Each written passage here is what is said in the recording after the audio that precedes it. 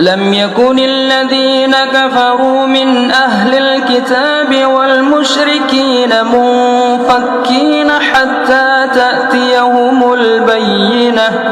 رسول من الله يتلو صحفا مطهرة فيها كتب قيمة وما تفرق الذين أوتوا الكتاب إلا من بعد ما جاءتهم البينة وما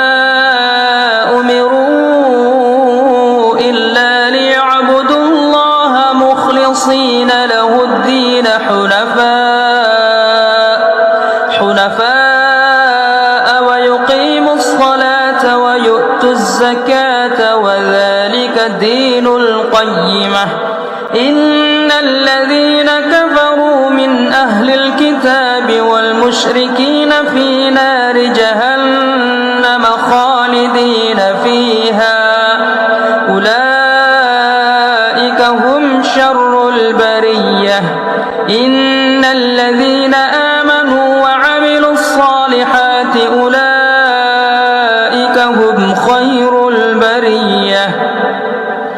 جزاؤهم عند ربهم جنات عدن تجري من تحتها الأنهار خالدين فيها أبدا رضي الله عنهم ورضوا عنه ذلك لمن خشي